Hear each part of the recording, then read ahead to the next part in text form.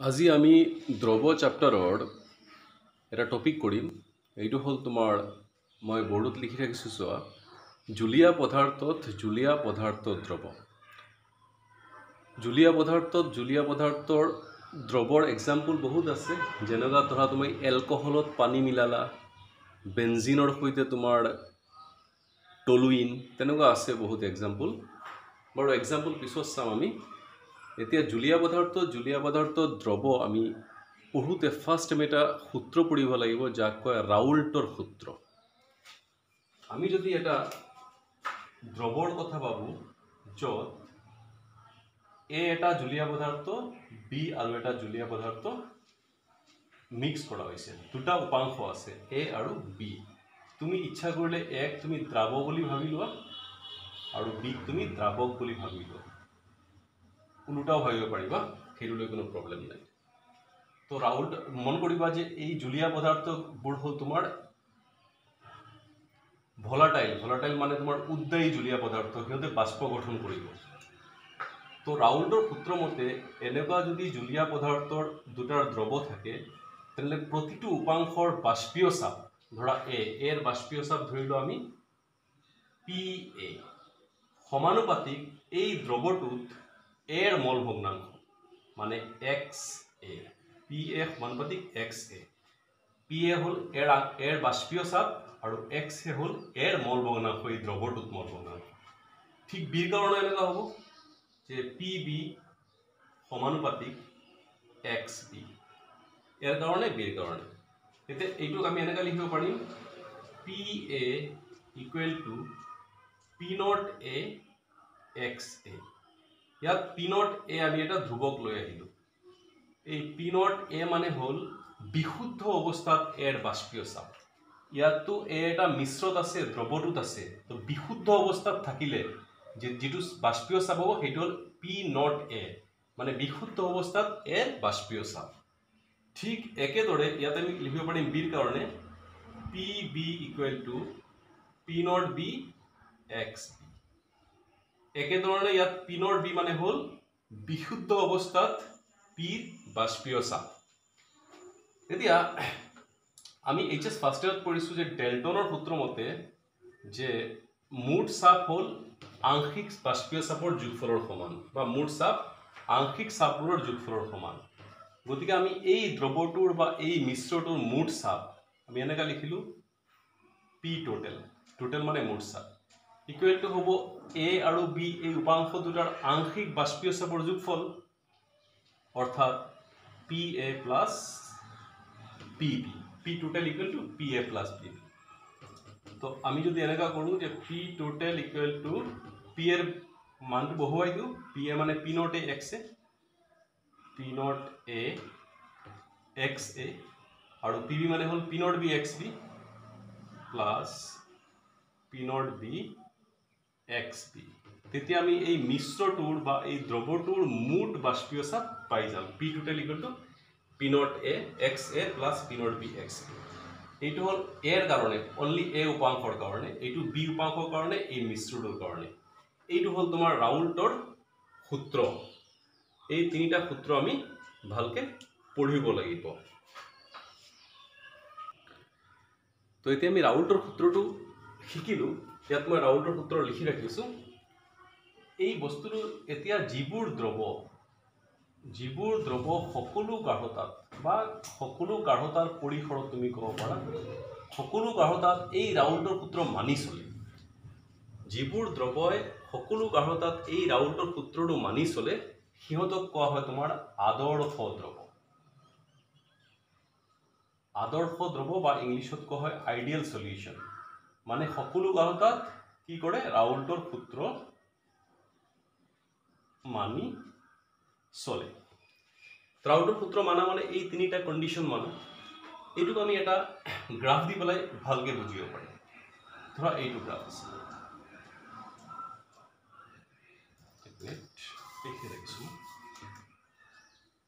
এইফালে আমি গ্ৰাফটো এনেকুৱা ল'লোঁ।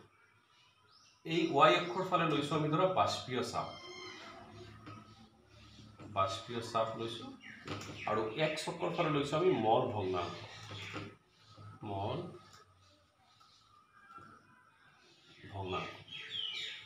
এইটো x অক্ষৰ ফালে এইটো y অক্ষৰ ফালে এইফালে r দি দিওঁ দুফালে এতিয়া চাবা আমি এই ৰাউল্টৰ সূত্ৰ মনত কৰা PA = P0 AXA আমি সূত্ৰটো কেনেকৈ পাইছিলো যে PA সমানুপাতিক XA এইটো মূল ভগ্নাংশটো এইটো XA XA মানে তুমি দ্ৰাব বুলি ভাবা ধৰা XA ইয়াত 0 তো XB কিমান হ'ব ইয়াতে 1 কাৰণ আমি জানো যে XA + XB always equal to 1 গতিকে এই পয়েন্টত XA 0 গতিকে XB 1 এই পয়েন্টত XB1 সরি কি হবো XA 0 আছে তো XA1 XB হবো 0 কারণ এফালে A এর মোল ভগ্নাংশ বাড়িছে এফালে আহিলে B এর মোল ভগ্নাংশ বাড়িছে এতে ৰাউল্টৰ সূত্ৰ চোৱা PA সমানুপাতিক XA মানে XA বাঢ়িলে PA বাঢ়িব এটু XA ইয়াত আছে 0 তুমি এইফালে যদি যোৱা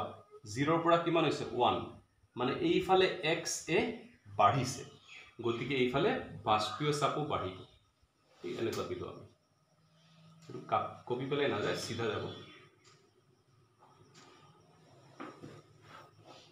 এই যে XA বাঢ়িছে গতিকে বাষ্পীয় চাপো বাঢ়িছে গতিকে এই আজডালে বুজাইছে PA বাষ্পীয় চাপ XA বাঢ়িছে বাষ্পীয় চাপ বাঢ়িছে ঠিক একেদৰে এইটো কেনেকৈ পাইছিলো PB সমানুপাতিক XB তো B কোনফালে বাঢ়িছে সোয়া XB ইয়াত 0 আছে ইয়াত 1 আছে এইফালে আহুতে আমি XB এর মান বাঢ়িছে গতিকে XB বাঢ়িলে বাষ্পীয় চাপ বাঢ়িব এইটো বাষ্পীয় চাপ বাঢ়িছে গতিকে এই আজডালে কার বাষ্পীয় চাপ হৈছে B এর বাষ্পীয় চাপ এতিয়া এই সমানুপাতিটো আনিলে ইকুৱেল টু কৰিলে কি হয় P0 A XA এতিয়া এই আজডালত সোয়া এই আজডালত x এর মান কিমান 1 যদি আমি ইয়াত x এর মান 1 বহাই দিও PA = কি হ'ব P0 A যদি x এর মান আমি 1 বহাই দিও তার মানে এই পয়েন্টটো হল P0 A কারণ এই পয়েন্টত x এর মান 1 ঠিক আছে ঠিক তেনেকা ইয়াত কি আছে PB = P0 B XB XB এর মান যদি 1 হয় PB = হইলো P0 B ইয়াত হল XB এর মান 1 সো এই আজডালত এই লাইনত XB এর মান 1 গতিকে XB এর মান 1 হওয়া মানে PB = P0 B তার মানে এই পয়েন্টে বুঝাইছে P0 B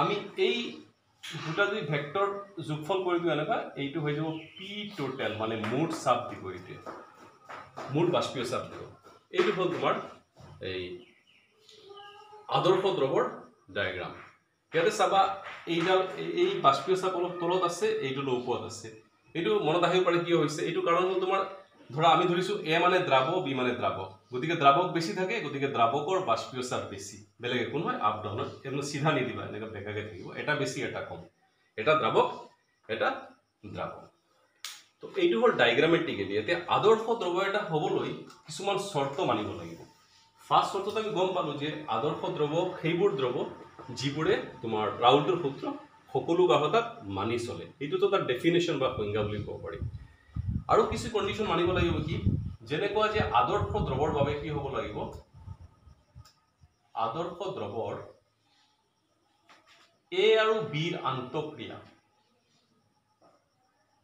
মন কৰিবা A B মানে তোমাৰ দ্ৰাব আৰু দ্রাবক A B আন্তঃক্রিয়া ইকুয়াল টু কি হবো A A বা B B আন্তঃক্রিয়া তার মানে মিক্স করার আগত তোমার আমি তো A আৰু B এ মিক্স কৰিছো মিক্স করার আগত কি আন্তঃক্রিয়া আছিল A A অকল A আছিল B নাছিল বা B B দুটা বেলেগে বেলেগে আছে তে মিক্স কৰি দিলো কি আন্তঃক্ৰিয়া হইল A B আন্তঃক্ৰিয়া গতিকে A B ৰ মাজত যেটো অ্যাট্ৰাকশন বা আকৰ্ষণ সেইটো A A আৰু B B আকৰ্ষণৰ সমান হ'ব লাগিব দ্ৰাব দ্ৰাবকৰ আন্তঃক্ৰিয়া দ্ৰাব দ্ৰাব আন্তঃক্ৰিয়া দ্ৰাবক দ্ৰাবক আন্তঃক্ৰিয়া এটো এক নম্বৰ কন্ডিশন আদৰ্শ দ্ৰবৰ কাৰণে দুই নম্বৰ কন্ডিশন হল যে আমি এই যে A আৰু B যে মিক্স কৰি ধৰা A ললো 50 মিলিলিটাৰ আৰু B ললো 50 মিলিলিটাৰ তো দুটা মিলি পেলাই 100 মিলিলিটাৰ কি হ'ব লাগিব ইকুৱেল টু 0 হ'ব লাগিব মানে 50-50 100 হ'ব লাগিব এনেকা হ'ব নোৱাৰে যে 100.1 বা 99.9 আয়তন বাঢ়িব নোৱাৰিব কমিব নোৱাৰিব এইটো হ'ল মিশ্ৰ 3 নম্বৰ কন্ডিশন হ'ল ডেল এইচ মিশ্ৰ ডেল এইচ মিশ্ৰ মানে আমি যে এ আৰু বি মিক্স কৰিছো মিহলি কৰিছো তাৰ ফলত কোনো তাপ নিৰ্গত হ'ব নোৱাৰিব কোনো তাপ শোষণ হ'ব নোৱাৰিব মানে মিশ্ৰটো গৰম হ'ব নোৱাৰিব বা চেঁচাও হ'ব নোৱাৰিব এই কন্ডিশন কেইটা যেতিয়া মানিব তেতিয়া সেই দ্ৰৱটো কোৱা হ'ব আদৰ্শ দ্ৰৱ কিন্তু প্ৰকৃততে কোনো দ্ৰৱ 100% আদৰ্শ হ'ব নোৱাৰে যদিও কেইটামান ওচৰা-ওচৰি আদৰ্শ হয় যেনেকৈ তোমাৰ বেনজিন আৰু টলুইনৰ মিশ্ৰ বেনজিন প্লাস টলুইন এই হতৰ এই দ্ৰৱটো আদৰ্শ দ্ৰৱৰ এক্সাম্পল ল'ব পাৰা আৰু আছে এক্সাম্পল এন হেক্সেন এন হেপ্টেনৰ মিশ্ৰ এনেকুৱা কিছুমান এক্সাম্পল আছে এইটো আদৰ্শ দ্ৰৱ তো এতিয়া আহিলো অনাদৰ্শ দ্ৰৱ তো আমি পাইছিলো যে আদৰ্শ দ্ৰৱ মানে ৰাউল্টৰ সূত্ৰ সকলো গাঢ়তাত মানি চলিব লাগিব তো উল্টাটো ভাবা যিবোৰ দ্ৰৱই সকলো গাঢ়তাৰ পৰিসৰত ৰাউল্টৰ সূত্ৰ মানি নচলে সেইবোৰ অনাদৰ্শ দ্ৰৱ তো ইহঁতে কি হ'ব ৰাউল্টৰ সূত্ৰ মানি নচলে ৰাউল্টৰ সূত্ৰ মানি নচলে তাৰ মানে ইয়াত PA is not equal to P naught A XA বা PB is not equal to P naught B XB বা তুমি ক'ব পাৰা P total is not equal to P naught A XA plus P naught B XB কোনোটা equal নহয় তোমাৰ অনাদৰ্শ দ্ৰৱৰ কাৰণে এতিয়া যদি তিনিওটা ইকুয়াল নহয় তেনে আনইকুয়াল হলে দুটা কেস আহিব হয় এইটো গ্ৰেটাৰ দেন হ'ব লাগিব নহলে এইটো লেস দেন হ'ব লাগিব তাৰ মানে অনাদৰ্শ দ্ৰৱ দুই প্ৰকাৰৰ যদি গ্ৰেটাৰ দেন হয় এইটো ইবেলা গ্ৰেটাৰ দেন হলে যদি গ্ৰেটাৰ দেন হৈ যায় তেনলে তাক কোৱা হ'ব ধনাত্মক বিচ্যুতি গ্ৰেটাৰ দেন হলে আৰু যদি ৰাউল্টৰ সূত্ৰৰ পৰা মানে ইয়াৰ অৰ্থ হ'ল যে গ্ৰেটাৰ দেন হোৱাৰ অৰ্থ হ'ল কি যে আমি যেটো বাষ্পীয় চাপ গণনা কৰিম সেইটো তোমাৰ ৰাউল্টৰ সূত্ৰৰ পৰা গণনা কৰি পোৱা চাপতকৈ বেছি হ'ব ইয়াৰ অৰ্থ হ'ল এইটো এতিয়া যদি আমি এনেকুৱা হয় যে আমি যেটো বাষ্পীয় চাপ গণনা কৰি প্লাই পাম সেইটো যদি ৰাউল্টৰ সূত্ৰৰ পৰা যেটো বাষ্পীয় চাপ গণনা কৰিম তাতকৈ কম হয় তেনলে এইটো কোৱা হ'ব ঋণাত্মক বিচ্যুতি যদি কম হয় তাক কোৱা হয় ঋণাত্মক বিচ্যুতি অৰ্থাৎ আমি গম পালো মানে আদৰ্শ দ্ৰবৰ পৰা ধনাত্মক বিচ্যুতি এনেকা কব পাৰা যে ৰাউল্টৰ সূত্ৰৰ পৰা ধনাত্মক বিচ্যুতি বা ৰাউল্টৰ সূত্ৰৰ পৰা ঋণাত্মক বিচ্যুতি তাৰ মানে অনাদৰ্শ দ্ৰব দুই প্ৰকাৰৰ হ'ব পাৰে এটা হয় ধনাত্মক বিচ্যুতি এটা হয় ঋণাত্মক বিচ্যুতি থাক তো সোয়া ৰাউল্টৰ সূত্ৰৰ পৰা ধনাত্মক বিচ্যুতি তো ৰাউল্টৰ সূত্ৰৰ পৰা ধনাত্মক বিচ্যুতি হলে ফাৰ্স্ট কন্ডিশন হ'ব লাগিব যে A B আন্তঃক্ৰিয়া মানে দ্ৰাবকৰ আন্তঃক্ৰিয়া A আৰু B আন্তঃক্ৰিয়াতকৈ দুৰ্বল হ'ব লাগিব A B আন্তঃক্ৰিয়া A আৰু B আন্তঃক্ৰিয়াতকৈ দুৰ্বল হ'ব লাগিব যেনেকৈ এটা এক্সাম্পল চোৱা সাপোজ ইথানল আৰু প্লাস ধৰা তোমাৰ সাপোজ এসিটন ইথানল এটা এলকোহলৰ মাজত হাইড্ৰোজেন বান্ধনি থাকে এইটো C2H5OH ইথানল আৰু এটা ইথানল C2H5OH এইটো হ'ল হাইড্ৰোজেন বান্ধনি ইথানলৰ মাজত এতিয়া এই ইথানলক যেতিয়া আমি এসিটনত যোগ কৰিম তুমি ইথানলক A বুলি ভাবা এসিটনক B বুলি ভাবা এসিটনে কি কৰিব এই এসিটনে এই ইথানলৰ মাজত সোমাই এই কিয়তৰ মাজৰ হাইড্ৰোজেন বান্ধনিটো ভাঙি দিব মানে আন্তঃক্ৰিয়াটো দুৰ্বল কৰি দিলে ইথানলৰ মাজত যেটো হাইড্ৰোজেন বান্ধনি আছিল সেই বান্ধনিটো এসিটনে ভাঙি দিলে মানে কিয়তৰ মাজৰ আন্তঃক্ৰিয়াটো দুৰ্বল হৈ গল যদি A B আন্তঃক্ৰিয়া A আৰু B আন্তঃক্ৰিয়াতকৈ দুৰ্বল যেতিয়া দুৰ্বল হ'ব তেতিয়া কি সহজে বাষ্পীভূত হৈ যাব পাৰিব আন্তঃক্ৰিয়াটো কমি গল মানে কি সহজে বাষ্প হৈ উৰি গুছি যাব তাৰ মানে বাষ্পীয় চাপটো তাৰ বাঢ়ি যাব সহজে বাষ্প হৈ গুচি যাব, মানে বাষ্পীয় চাপ বাঢ়ি যাব, সেইটো কাৰণে তাক কোৱা হৈছে ধনাত্মক বিচ্যুতি। যেহেতু বাষ্পীয় চাপ বাঢ়ি যায়, তো এক্সাম্পল মই দি দিলোঁ, ইথানল আৰু এচিটনৰ দ্ৰৱ হ'ল তোমাৰ এটা অনাদৰ্শ দ্ৰৱ, যিটোৱে ৰাউল্টৰ সূত্ৰৰ পৰা ধনাত্মক বিচ্যুতি দেখুৱায়। আৰু কিছুমান কণ্ডিশ্যন মানিব লাগিব। এইটো 1 নম্বৰ কণ্ডিশ্যন হ'ল। 2 নম্বৰ কণ্ডিশ্যন মানিব লাগিব যে ডেল ভি মিশ্ৰ, আমি যে মিক্স কৰিলোঁ মিশ্ৰ ইকুৱেল টু পজিটিভ হ'ব লাগিব। তাৰমানে ধৰা তুমি এ লৈছা 50 ml আৰু বি লৈছা 50 ml, যোগ কৰাৰ পিছত পালা তুমি 100.1 ml, মানে 0.1 মিলিলিটাৰ বাঢ়ি গ'ল, আয়তন বাঢ়ি গৈছে। ডেল ভি মিশ্ৰ ইকুৱেল টু পজিটিভ। 3 নম্বৰ হ'ব লাগিব ডেল এইচ মিশ্ৰ equal to positive.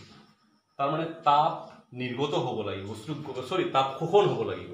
Dell H positive মানে প্ৰক্ৰিয়াটো তাপগ্ৰাহী হ'ব, অৰ্থাৎ তাপ শোষণ হ'ব।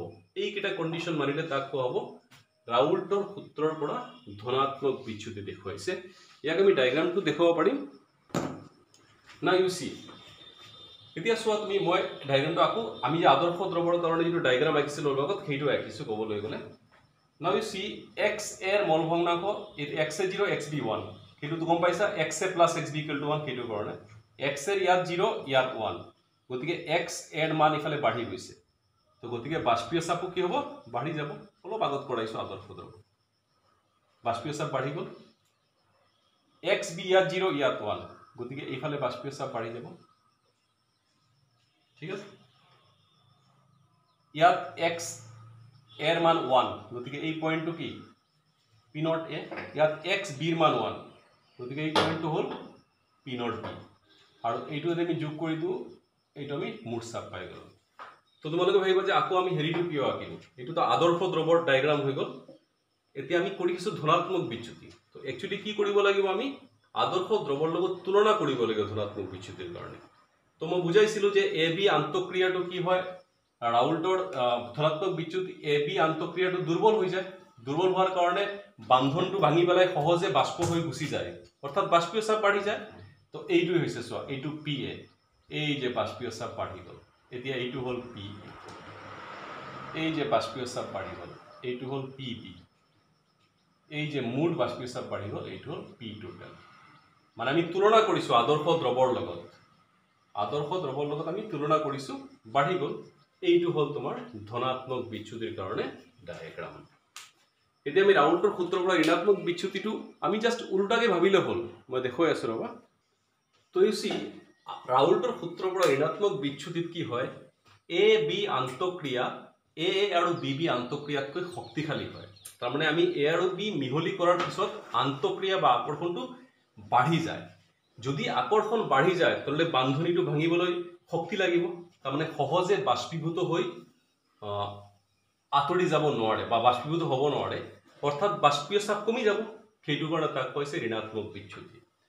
ইয়াৰ তুমি এক্সাম্পল ল'ব পাৰা, ছাপ'জ ধৰা এচিটোন, এচিটোন প্লাছ ক্লৰফৰ্ম, এচিটোন আৰু ক্লৰফৰ্ম আমি কৰিব পাৰিম। মানে এনেকুৱা আৰু এচিটোন হ'ল এ আৰু ক্লৰফৰ্ম হ'ল বি, দ্ৰাৱক। এচিটোনৰ ফৰ্মুলা তোমালোকে অৰ্গেনিক কেমিষ্ট্ৰিত পাইছা, এইটো হ'ল এচিটোনৰ ফৰ্মুলা, এইটো এ। আৰু ক্লৰফৰ্ম মানে হ'ল CHCl3, মই এনেকৈ দেখুৱালোঁ, এইটো ক্লৰফৰ্ম, এইটো মানে পি। এতিয়া তুমি এচিটোন আৰু ক্লৰফৰ্ম যেতিয়া মিক্স কৰিবা, এই ক্লৰফৰ্মৰ এই হাইড্ৰজেন আৰু এচিটোনৰ এই অক্সিজেনৰ মাজত হাইড্ৰজেন বন্ধন, এইটো হৈ গ'ল তোমাৰ হাইড্ৰজেন বন্ধন। তাৰমানে সিহঁতৰ আকৰ্ষণ বাঢ়ি গ'ল, এ বিৰ আন্তঃক্ৰিয়া বাঢ়ি গ'ল, কাৰণ সিহঁতেতো এটা আৰু এটাৰ লগত হাইড্ৰজেন বান্ধনি কৰি দিলে মিক্স কৰাৰ ফলত। তাৰমানে এ বি আন্তঃক্ৰিয়া এ আৰু বি বি আন্তঃক্ৰিয়াতকৈ শক্তিশালী। তো এনেকুৱা দ্ৰৱই তোমাৰ ঋণাত্মক বিচ্যুতি দেখুৱাব।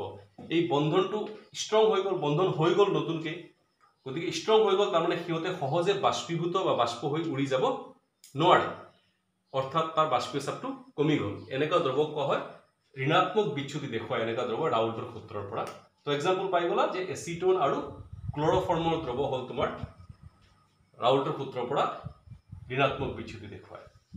তো তো আৰু কণ্ডিশ্যন মানিব লাগিব আগৰ নিচিনা ধনাত্মক বিচ্যুতি ঠিক উল্টা ভাবিলে হ'ল ডেল ভি মিশ্র ইকুয়াল টু নিগেটিভ মানে ধৰা তুমি 100 মিলালা এ ললা 100 বি ললা এ ললা 50 সাপোজ বি ললা 50 মিলিলিটার তুমি এইটো মিশ্র মিহলি কৰিছা দেখা গ'ল যে মিশ্ৰ কৰাৰ পিছত হৈ গ'ল 99.9 ml তাৰ মানে ইয়াত আয়তনটো কমি গ'ল মিশ্ৰ কৰাৰ ফলত 0.1 কমি গ'ল 3 নম্বৰ কন্ডিশন হ'ল যে ডেল এইচ মিশ্র ইকুয়াল টু নিগেটিভ অর্থাৎ তাপবর্জী প্রক্রিয়া মানে বস্তুটো গরম হৈ যাব বা তাপটো নির্গত হ'ব এই ঋণাত্মক বিচ্যুতিৰ ক্ষেত্ৰত এইকেইটা কন্ডিশন যেতিয়া মানিব তেতিয়া তাক কোৱা হ'ব ৰাউল্টৰ সূত্ৰৰ পৰা ঋণাত্মক বিচ্যুতি এইটো আমি ডায়াগ্ৰাম দেখুৱাব পাৰিম